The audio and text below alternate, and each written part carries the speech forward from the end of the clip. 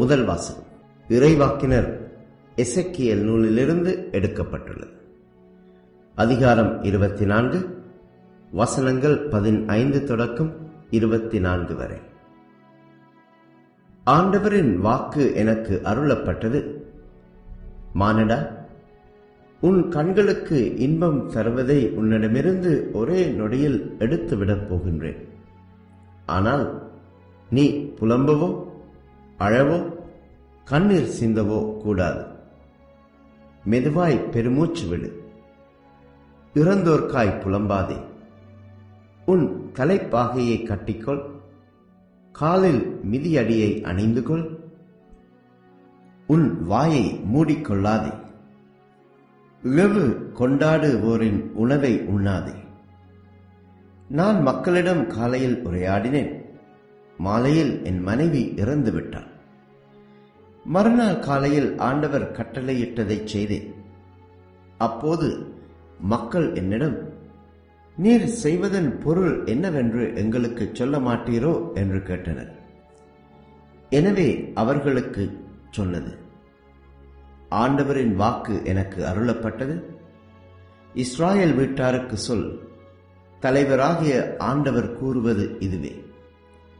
உங்கள் வலிமையின் பெருமையும் கண்களின் இன்பமும் இதயத்தின் விருப்பமுமாகிய என் தூயகத்தை நான் தீட்டுப்படுத்துவேன்.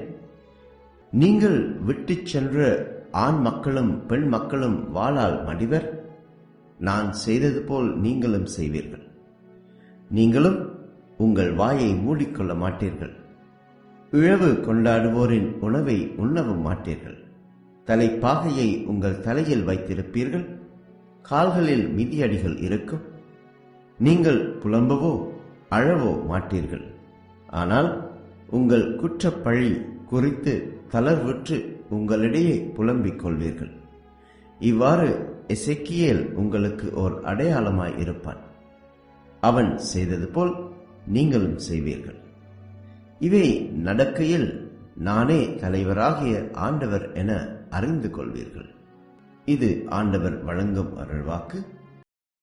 மத்தேயு எழுதிய தூய நற்செய்தியிலிருந்து வாசகம்.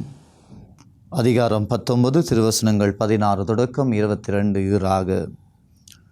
அக்காலத்தில் செல்வரான இளைஞர் ஒருவர் இயேசுவிடம் வந்து, போதுகிறே, நிலை வாழ்வை பெற்றுக்கொள்வதற்கு நான் என்ன நன்மை செய்ய வேண்டும் என்று கேட்டார்.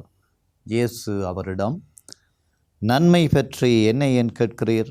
நல்லவர் ஒருவரே, நீர் வாழ்வடைய விரும்பினால் கட்டளைகளை கடைப்பிடியும் என்றார். அவர், எவற்றை என்று கேட்டார். இயேசு, கொலை செய்யாதே, விபசாரம் செய்யாதே, களவு செய்யாதே, பொய்ச்சான்று சொல்லாதே, தாய் தந்தையை மதித்து நட, மேலும் உன் மீது நீ அன்பு கூர்வது போல உனக்கு அடுத்திருப்பவர் மீதும் அன்பு கூர்வாயாக என்று கூறினார்.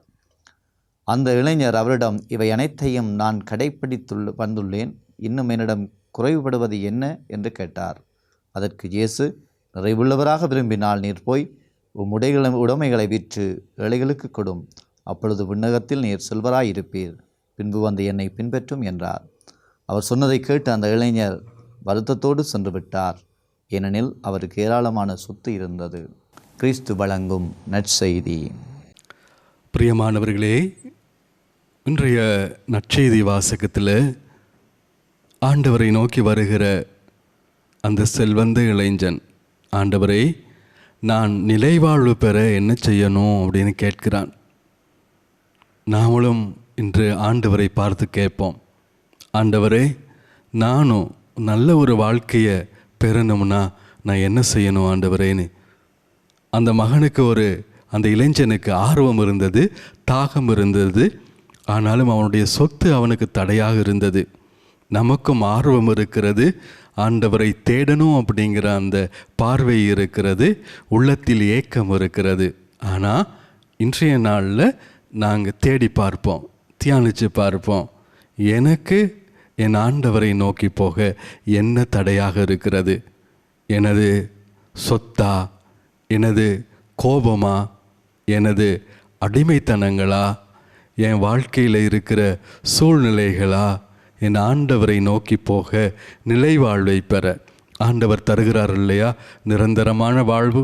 அந்த வாழ்வை அனுபவிக்க முடியாமல் நமக்கு தடையாய் இருப்பவைகள் என்ன என்பதை இந்நாளிலே ஆண்டவர் நம்மை தேடி பார்க்க அழைக்கிறார். அந்த இளைஞன் ஆண்டவரை தேடி வந்தான்.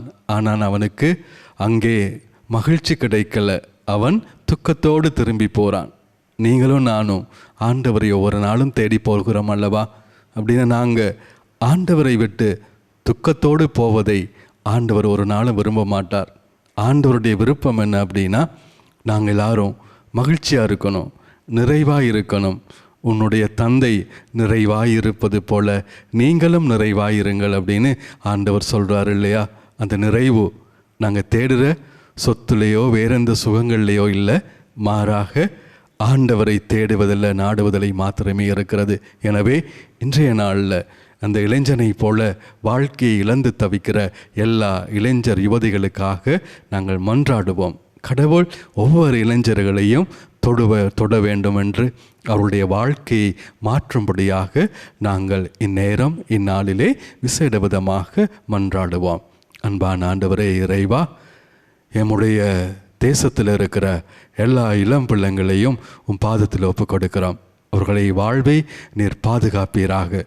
உம்மிடம் வர தடையாயிருப்பவை எல்லா அடிமைத்தனங்கள், எல்லா போதைப் பொருள், தீய பழக்கங்கள் இவை எல்லாம் அவர்களை விற்று அகன்று ஆண்டவருடைய ஆசீரால் அவர்கள் உம்மை காண பாக்கியம் பெறுவார்களாக. ஆமென்.